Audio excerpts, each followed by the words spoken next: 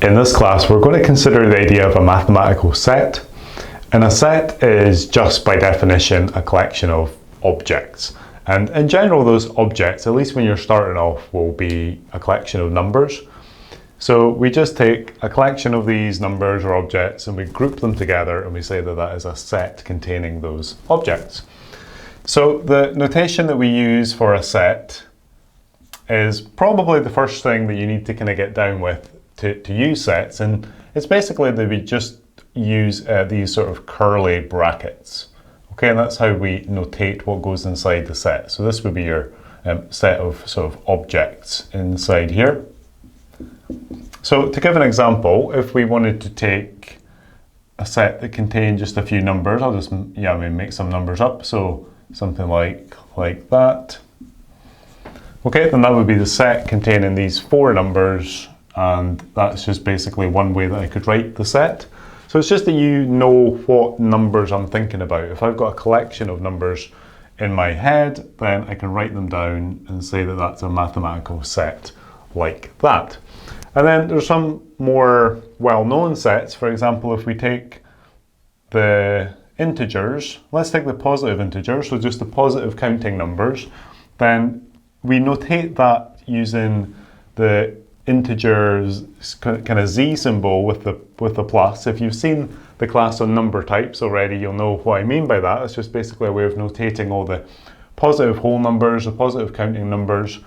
And if you're not familiar with that, then maybe check out the class on number types, but it's not particularly important. This is just another way of notating the integers, and the integers are just the numbers like from 1, the counting numbers basically. So the positive integers would be 1, 2, 3, etc.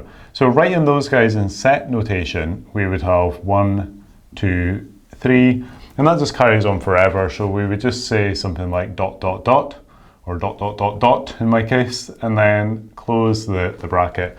And that just implies that that set carries on indefinitely, whereas this one has got 4 objects, 4 numbers, and that is everything in the set. This one carries on indefinitely, and we can just notate the set that way. So similarly, the rational numbers, which we notate with a sort of fancy kind of Q symbol for a quotient.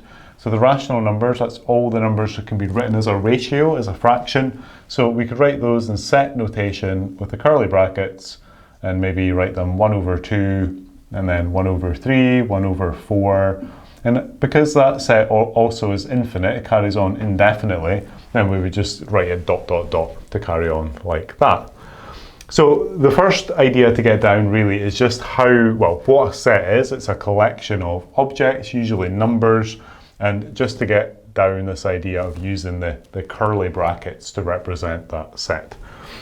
So you can start to think about these in slightly different ways, and there's slightly different notation. For example, if you've got a range of values, let's say we've got some variable like x, I guess, and let's say that x is allowed to be a number. Let's stick with the whole numbers, and let's say that x is allowed to be a whole number between 1 and 10. Okay, so we've got a range of values for x between 1 and 10. So it could be 1, 2, 3, 4, all the way up to 10. So we can write it like this as a range of values. So x is greater than or equal to 1 and less than or equal to 10. But an equivalent way to write that would be in set notation. So we could write 1, 2, 3, all the way up to 10. So you can either write out all the numbers, or if you just do the dot, dot, dot, that kind of implies a continuation of that sequence all the way up to 10 like that. And there's also another option. You can write this as what's called a closed interval, and a closed interval also implies a set of numbers, and for this one we use square brackets, and we would just write it as the interval between 1 and 10. So it's good to get a little bit of experience between these different sort of ways of writing a range of values. That's quite a common use of like what is effectively a mathematical set. In fact, in the case of this particular scenario here, it's probably neater and cleaner and easier to use this notation, or maybe even this notation, but particularly this notation, than it is to use these two. But they all mean the same thing. They're saying that x has got to be some number between 1 and 10, and we're just kind of notating it sort of in that way. This is called like I said, a closed set, and I'll just notate that over there. The contrast to that would be an open set, which is the same sort of thing, but using round brackets. And the difference is that in the closed set, which would be exactly equal to that, then you're allowed to include the endpoints.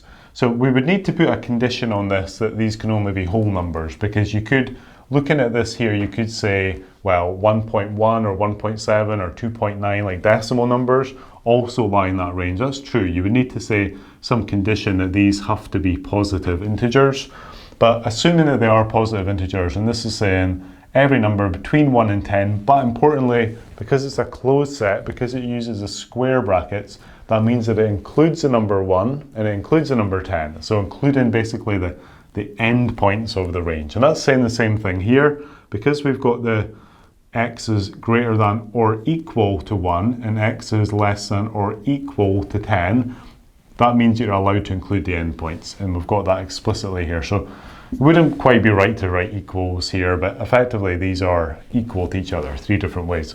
The contrast to that is the open set. Now the open set includes the range from 1 to 10, but not including 1 and 10. So if we were to open this up to say not only integer numbers, but let's say we were to do this for all the real numbers, so every number basically, then that would mean that this set would look like every number bigger than 1 and smaller than 10. But you could have a tiny number, just a tiny amount smaller than 1.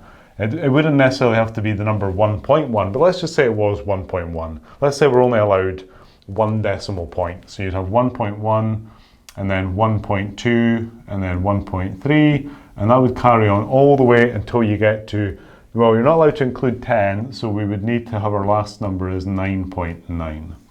Okay, something like that. So that's just the idea of an open set where you're not allowed to include the endpoints on the range. So that's just really an introduction to the idea of a mathematical set. It's a really important idea. As you go further into future math classes, you'll start to hear your teacher talking more and more about the idea of a set. You might start to formally use these ideas. And there are certain types of question in pre-calculus and calculus, and maybe even in algebra, where you've got to use the set notation. So getting a little bit of experience and practice with it now, certainly learning the notation and learning the overall structure will make things easier in the future. So no real technique to learn here. It's just a case of getting comfortable with the notation, comfortable with the idea, and just trying to piece it all together and see these different variations in different ways that we can represent these ideas.